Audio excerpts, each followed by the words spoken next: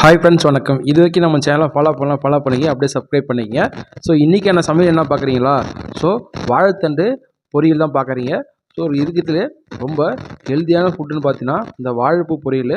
So உடம்புக்கு வந்து அவ்வளோ நல்லது. வாழை மரத்தை வெட்டிட்டு அதுலேருந்து தண்டு எடுத்துக்கணும். அந்த தண்டை நம்ம அழகாக கட் பண்ணி அதை சின்ன சின்ன பீஸாக நம்ம கட் பண்ணி எடுத்துக்கணும். நம்ம வானலில் லைட்டாக எண்ணெய் போட்டு காஞ்ச மிளகாலாம் போட்டு நல்லா தாளிச்சிட்டு, அதுக்கப்புறம் நம்ம கட் பண்ணி வச்சுருந்த இந்த வாழைத்தண்டை நல்லா வானலில் போட்டு நல்லா தண்ணி ஊற்றி கொதிக்க வைக்கணும். ஸோ நல்லா கொதிக்கும் போது தான் வந்து அந்த தண்டு வந்து நல்லா வேகும்.